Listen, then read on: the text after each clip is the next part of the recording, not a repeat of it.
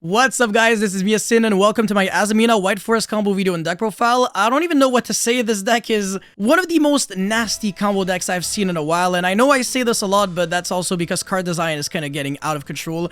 And this deck is ridiculous. Like, the ceiling level is off the charts, and it's actually really good at beating hand traps as well. Like, you can nib this deck and it's not even going to change that much. It's really good at recovering from the Nibiru, even if it resolves, so even if you use it as a combination, and even if you have the small hand traps, it's not even going to be doing that much because the deck has way more starters and extenders now. So the consistency level boost got a huge boost, the power level as well, the resilience, everything, and the deck can still play like 15 non-engines technically. It's a really nasty deck and it's also really fun to play, and there's just so many cool things that you can do it. It's also a deck that has a lot of potential for the future. Maybe there's going to be like a different way to play it that is maybe better than what I'm going to be showing you in this video, but the combos that I will be showing, the end boards are so ridiculous that it's going to blow your mind. Anyways, before we go any further, friendly reminder to smash the like and subscribe button. It really motivates me a lot to keep breathing and making these kinds of videos. And if we can get to 1,000 likes on this video, which I know we can, I will be making a full spreadsheet video on this deck, and you absolutely do not want to miss it, so smash the like and subscribe button. Alrighty, so combo number 1, assuming that all we have is a Stellar with any Speller Trap and any monster, which honestly you don't really need. I'm really just showing this because I really want to flex the absolute best end board, but yeah, even without this card, you can still make a nasty end board. This really just adds like one interruption. It's really not even relevant. Anyways, normal summon the Stellar and then pitch your Speller Trap. Doesn't have to be anything specific, doesn't have to be Toy Box, but if it is, then you can beat like infinite hand traps. Anyway, special summon the Sylvie, which gets you to search for the wolves, and then chilling 1 a Stellar, chilling 2 the wolves, reset it back, and then special summon the Stellar, and then activate your tails, and then search your deck for the LZ, and then synchro summon for the Diabel, recycle back the tails, and then we're going to be going LZ, pitch the tails, and then search your deck for this new card right here, Azamina LZ of the White Forest. So it has 3 effects, 1 in the hand, 1 on the field, 1 in the grave. Gotta love to see it. It's absolutely insane, right? The more card text the card has, usually the better it is. But in your hand, you can reveal it and then special summon the White Forest or an Azamina monster. By the way, it is an Azamina and a White Forest monster. There you go. And on your field, you can fuse for any Azamina fusion using monsters from your hand or field as material. Honestly, that's the least relevant effect. And finally, if it's sent to the graveyard as a synchro material, you get to search your deck for any Synthos Pulse card. Anyway, special summon that Azamina LZ and then revive back that Sylvie. And then synchro summon for Coral Dragon and then trigger the Azamina LZ, search the Wanted. And then Wanted, search for the Diabel Star. Okay, so here I actually made a misclick, so that's my bad. But the Diabel Star should be pitching the tails now. Obviously not the woes, but let's just pretend like I pitched the tails and not the woes because I'm really stupid and I'm really tired right now. It's 1:30 in the morning, so yeah, my bad. Anyways, the Diabel Star is going to be setting the Deception, and you're going to be flipping that, tribute your other monster in your hand. If you can't do that, then you can just tribute the Diabel Star and it doesn't change too much. Search your deck for the Sacred Azamina or Hollowed, and then summon the Mu Arcielago, which gets you to search for that new card right here, Queen of the Azamina. Not the most relevant card out there, but it's an Azamina and a Synthos Pulse card. Very easy to search, and if it's sent to the graveyard or banished from your hand or field by an activated effect, you can revive back. So it has some nice recursion, but it's not like super insane. But it's a level 8 dark, which does matter when you play level 2 light monsters, so you can make a light and dark Chaos Angel. Anyways, next up we're going to be synchro summoning quote-unquote into Ultimate Zulkin. It's not really a synchro summon. Draw 1 card with a Coral Dragon, and then draw another card with a Wanted, might as well, and then recycle back that Hallowed Azamina, and then set your Hallowed, and then that triggers the Crystal Wings, the Sulkin to summon Crystal Wing, and then link off for an IP Masquerena. At this point, if you had to tribute the Diabel Star instead of having to tribute a monster from the hand, you wouldn't have that, so you would have to end on the Sulkin, but it doesn't really change too much. You're just missing out on the IP, which is completely irrelevant. But yeah, anyways, activate the Hallowed, and then get rid of the Queen, which revives Sail back, summon the Silvera, that is the Omni Negate, so that's pretty nice. And then synchro summon for Chaos Angel, which is a light and dark Chaos Angel, so all of your monsters cannot be destroyed by battle, so that IP is really annoying to get rid of, and that Silvera, same thing. And all of your synchro monsters are unaffected by your opponent's activated monster effects. Not to mention that you should have a Woes here on your field, because that's the card that you're supposed to be pitching with Diabel Star if you're not stupid like me. So yeah, that's Woes, that is like a Book of Eclipse, and then the Diabel, which can summon the Zapper Shrimp, which destroys a spell or trap your opponent controls, and then you can quick sync into Satellite Warrior. And then you got the Crystal Wing, the Rhea Silvera, and the IP into SP, so that's like 7 interruptions. And you still have a bunch of other cards in your hand because you're also drawing 2 cards in the process. Very nasty board, very simple as well. Let's get into combo number 2. Alright, so right here I have either Wanted or Witch, doesn't really matter which one, and Toy Box preferably, but if you have like Toy Soldier, it kind of still works, but it's not really full combo. But at least it gets you, you know, to a decent position. Anyways, Wanted first, obviously in draw phase, so mitigate the impact of Joel and Logbird. And then main phase, activate Toy Box, and then activate that. If you get Ghost Ogre here and you have a second Toy Box, it's free real estate because it is a soft once per turn, not a hard once per turn. But yeah, pitch the Toy Soldier, and then this is the beautiful synergy, and the reason why I think the Toy Engine is just an absolute must now, because it also triggers when you pitch it with the Bellstar. So now you got the White Forest monsters and the Bellstar that can trigger your toy cards, which is insane. It's ridiculously good. Anyways, that will trigger to search the Sylvie, level 4 light, because we do control Toy Box, and then flip that Deception, and this time tribute the Bellstar. I won't be assuming that you have like the absolute nuts, like another monster again, but it really doesn't matter, because even if you do, even if it's like another hand trap, you might as well keep it in your hand, because it is not needed whatsoever. Anyways, Hallowed Azamina, pitch that Deception, summon the Rhea Silvera, search your deck for Azamina LZ. Yes, you don't have to just search Wanted anymore, or like original. Anyways, normal summon the Sylvie, and then search your deck for the Woes, and then reveal the Azamina LZ, and then synchro summon into the Arciela, pitch the Woes, and also trigger the Azamina LZ to search Queen of the Azamina, and search for the Tails using the Arciela. And then Woes comes back with its own effect. And then again, summon the Tzolk'in, set the Tails, and then summon the Crystal Wing. And then you're going to be recycling back your Hallowed Azamina. Activate that, summon the Silvera, page the Queen, and then revive back the Queen. And then we control an Azamina monster, so we can, well, I mean, a Sinful Spores, oh no, sorry, an Illusion or Spellcaster. There you go, so we can trigger that Tails, search the LZ, and then link off into IP, page the Toy Tank, summon the LZ, search your deck for the Rusia, and then revive back the Toy Tank with its effect, and then Chibi Toy Tank, revive back the Arciela, and then synchro into Diabel, recycle back the Tails, and then special summon that Arcia, and then pitch the Tails, draw one card, and then reset back the Tails. It's a lot of value, and then synchro summon for any level 8 synchro of your choosing. Could be Omega, could be Draco, Berserker of the Tenyi, could even be a rank 4 monster like Dweller, Baguska. Although Baguska is a little redundant because you would be negating your own cards, which is a little dumb, so you might as well summon Dweller so that you have lingering coverage. But Visa's Amritara can search you an Omni-Negate. So even if you get hit by Dark Ruler, you can still negate either Dark Ruler, or if your opponent has like Dark Ruler evenly, you can also do that. And just like that, you're also drawing 2 cards while ending with a completely unbreakable board. That's IP into SP, Omni-Negate, Monster Negate, the ability to like summon Zapper Shrimp to destroy a spell and trap, and go into Chaos Angel or Satellite Warrior to destroy a bunch of cards.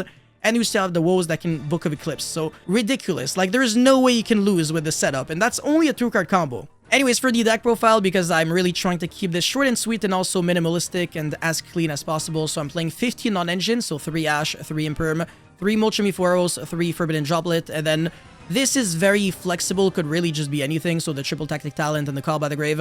But I think these cards, right here in this column, you just need them. Ash is good because you can negate the Molchemy cards, and then Imperm is good because you can top deck it for a turn. It's just the second best hand trap that you can play.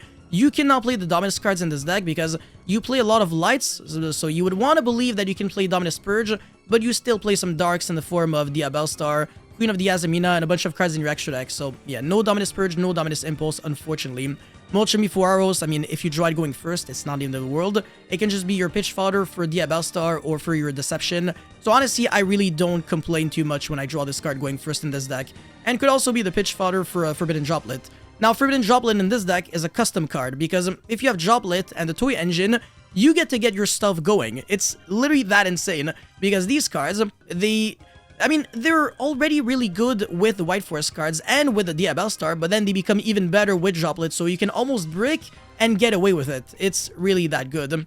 But the Triple Tactic Talent and Call by the Grave, I honestly have no idea. It could really be something else. So if you have some good suggestions, just leave them in the comment section. Anyways, for the engine, we are on 3 Stellar, obviously, because I already showcased how a Stellar and a Stellar Trap is really good. 3 LZ, because this is the closest thing there is to a Stellar. In the Runic build, LZ is better, but in this version, I want to say a Stellar is better, because that's what you're using your normal summon for. And the other monsters are just 2-ofs anyways. It's not like, again, in the Runic White Force deck where you're playing such few monsters that you don't want, like, too many normal summons. In this deck, the rules are kind of reversed. So yeah, I think this ratio is correct in here. And then 2 Rusia and 2 Sylvie. I have had no problems with these ratios testing myself. But if you think that 1 Rusia is good, or 3 Sylvie maybe, that's also something that you can do. And another thing that I keep seeing people just back and forth on would be the ratio of tails. I've seen people on 0, 1, 2, and 3 tails. 3 is actually gaining a lot in popularity just because it is even easier to trigger it now because you got Diabell Star, which is a spellcaster extender. So if you have this and tails, at least you get to get your stuff going. And you can even search for this card right here, Azamina LZ, because again, it is an Azamina and a White Forest monster, so super easy to search with your engine and a light illusion, so that doesn't really matter. But it also has 0 attack and 0 defense, so it's searchable by P-Ray base map. But to be fair, that also doesn't matter because it would kind of force you to normal summon it. Otherwise, you won't be able to use any of its effects. Again, I really like these ratios. 3 Wanted, 1 Witch. You can also play 3 Witch because it is really good with the toy cards. But then you might have to cut the 2 Talons because honestly, I don't think anything else in the deck is cuttable. 1 Deception, 1 Hollowed Azamina, 1 Tails, 1 Woes. I'm also kind of satisfied with these ratios. I don't think you're really trying to play multiple Deceptions. It is just not needed whatsoever, and your engine bridges into these cards anyways. So you don't even have to draw Witch or Wanted or Deception in order to get access to these cards, because 1 Stellar and a Speller Trap already gets you to everything that you need. So I think that a minimalistic approach is sufficient. And then 1 Azamina LZ, because it doesn't actually do anything on its own. It is a great card. Like, me playing 1 doesn't mean that it's a bad card. It just means that it's a combo piece. It's necessary for a combo, but it's not the kind of card that you're desperately trying to draw. If you do draw it, it means that you skip a step, but it's not necessarily like it's going to make your board that much better because, again, you're always trying to access it anyways. 1 Toy Soldier, 1 Toy Tank, these 2 cards, not the best to draw, but also not the worst. But Toy Box is absolutely the best to draw. So this one is clearly a 3 of, whereas these ones, I'm fine with 1 copy of each, but the approach to playing 3 Toy Soldier is also very respectable, especially if you full commit by playing 3 Witch in the process as well. But then again, you are playing drastically less non-engine cards, which makes your going second much worse. And then finally, we are on 1 Queen of the Azamina, which is a card that you're always trying to side out going second because this card only really comes up when you full combo, otherwise it really just does nothing. It's a level 8 monster that doesn't really trigger when it's in your hand. I mean, it's not really an extender unless like you use it use it as a material for Sacred Azamina, Hollowed Azamina, whatever. So honestly, I think this card is like one of the worst combo pieces in the deck, but there might be a world in which we can cut this card. I'm not 100% sure, probably. It's really just a win more card. So I think, if anything, this card might go away. But yeah, 15 non-engine and then a bunch of starters. Huge fan. Honestly, I think this deck is super awesome. Anyways, for the extra deck, 1 Ultimate Zolkin so that you can summon Crystal Wing. Fun fact, by the way, Zolkin can trigger on your turn and on your opponent's turn. Because you can set a card on your own turn very easily, obviously, but on your opponent's turn, you can pitch like your spells and shafts for the effects of your cards. And then if you're pitching Tails or Woes, it can reset itself back, and then that'll trigger Zolkin again to summon potentially another Crystal Wing or something like a Void Ogre Dragon. But I don't really recommend that one because unless you have no cards in your hand, it won't be able to negate a spell or trap. So you would have to play like a second Crystal Wing, which it's also not the greatest because that's assuming that you're staying, like you're keeping Zolkin on the field.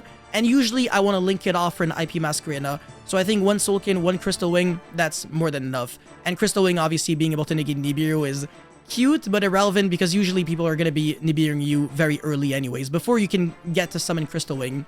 Anyways, Diabell, Queen of the White Forest, of course, that's a standard.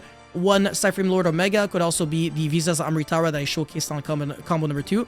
But then you would have to main deck reframing, or you can main deck this and then side reframing. It's really up to you, but it's 1 card in your extra deck for something that only comes up when you're going first. The Arciela, obviously, with the Silvera, that's the Book of Eclipse, that is the Searcher. Coral Dragon, level 6, removal, draws a card, level 6 tuner, so that you can use it with the more Arciela goats so that you can make the Zolkin. Great card overall. And then the Zapper Shrimp, that is another very good card that you can summon off of the Diabell, and then quick sync into either Chaos Angel or Satellite Warrior. Satellite Warrior can destroy a bunch of cards on your opponent's field when you synchro summon it on your opponent's turn. And then Chaos Angel, you only banish 1 card. If you can summon it on your turn 1 off of Queen of the Azamina and something like a LZ, then all of your monsters are going to be virtually invincible, which is one of the best setups that this deck can do. Anyways, for the fusions, only 1 more Arcielago, 1 Rhea Silvera, 1 Baguska, in case you get like Shifters or something. Sylvie is a 1 card Baguska, so that's not too bad. And then SP-IP. So yeah, very simple extra deck as well. Really didn't want to complicate it by playing a Muddy Mud Dragon, Albion, Grand Guignol, Despian Lulu Walilith, and, the Centurion cards, and Crimson Dragon. You can do that, by the way. It really works, but I think the Centurion version of this deck is probably a little better at utilizing the level 12 Synchro monsters. And also, you're going to be playing a little more bricks, and your extra deck is going to feel a little less realistic. So, I want to say in terms of bringing this deck to a tournament, this is the kind of configuration that probably gives you the most amount of coverage, and it's probably like the most realistic extra deck out there, so you don't have to play like Garnets in the extra deck, if you understand what I'm trying to say. Anyways, for the idea section and potential side deck cards as well, Guardian Chimera off of the Synthos Pose of the White Forest. This is a card that allows you to fuse for any fusion monster using the materials from your hand or field. So it's nice that you get access to Guardian Chimera, but honestly this card's not the best because it is not a monster reborn for the first effect. It only summons a Fiend, Illusion, or Spellcaster from the hand. Honestly, it could have been much better. The Saint Azamina is a little hard to summon because it is a level 10 fusion monster. So if you're trying to summon it off of the Hollowed Azamina, you're gonna have to pitch 2 Synthos Pose cards. That's a little too much to my liking, even though the effect of this card is remarkable. I have nothing bad to say about it, but a little tricky to summon. But if you can fit it in as a super poly target, that's great because it's a joke to summon. It's a level 6 or higher fusion and a level 6 or higher synchro monster. So against like a, I don't know, DSE Ray and any synchro monster, I mean, there's no more Burled Savage and Baron, but you get what I'm trying to say. In a mirror match, this card could be nasty.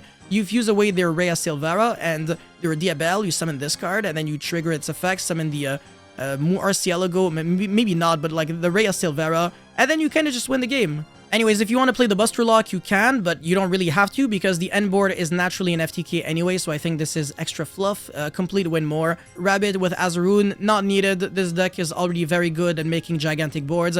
Draco Berserker of the Tenyi, not too bad. It's also really good going second, breaks boards. And it's also just overall an annoying card. Very good option in the grind game as well when you're kind of out of your options, even though this deck has an incredible grind game. I've tested out myself because you keep shuffling back for Synchro so you never run out of gas. You always loop your LZs and your Esteller, and also you loop your Sacred Azamina with your Queen so that you always summon a fusion and revive back the Queen of the Azamina. So there is absolutely no way you can get grinded out with this deck. It's honestly super enjoyable to play. Yeah, and then also Ancient Fairy Dragon with the Spirit with Eyes of Blue and Sacred Village of the Spellcasters.